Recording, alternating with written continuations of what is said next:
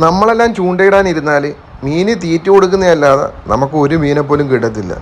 ഇതെനിക്കൊന്ന് ചൂണ്ടയിൽ എര പോലും കോർക്കാതെ ഇത്രയും ഇതിന് മാത്രം മീൻ എങ്ങനെ കിട്ടുന്നത്? അതെല്ലാം ഒരു എക്സ്പീരിയൻസ് തന്നെയാണ്.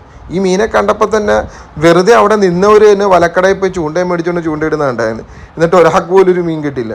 ആ വള്ളത്തിൻ്റെ നടുക്കിരുന്ന് വെറുതെ ഇരുന്ന് ഇങ്ങനെ ചൂണ്ടയിട്ടുകൊണ്ടിരിക്കും.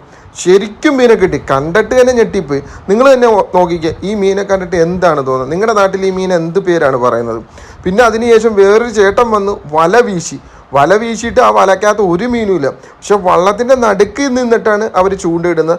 അയാൾക്ക് കിട്ടുന്ന മീനല്ല എന്ന് പറഞ്ഞാൽ ഒരു 1.5 കിലോ 2 കിലോ എങ്കിലും കാണും ഒരു മിനിമം വെയിറ്റ്. പക്ഷെ അയാൾ പൊക്കിയെടുത്ത് വരുമ്പോൾ ചിലതെല്ലാം ടൈങ്കീസ് പൊട്ടിയിട്ട് പോകുന്നുണ്ട്. ഒരു മീന് അവിടെ തന്നെ വില പറഞ്ഞ 860 രൂപയാണ് ഒരു മീനിൻ്റെ വില പറഞ്ഞത്. അപ്പോൾ എന്ത് മീനായിരിക്കും പുള്ളി പിടിക്കുന്നത്?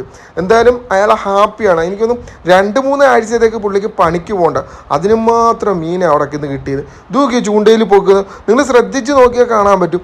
ഒരുപാട് മീൻ ആ ചേട്ടൻ പിടിക്കുന്ന വേണ്ട ഒരു 4 കിലോ 5 കിലോ വെയിറ്റാണ് മീൻ. എന്ത്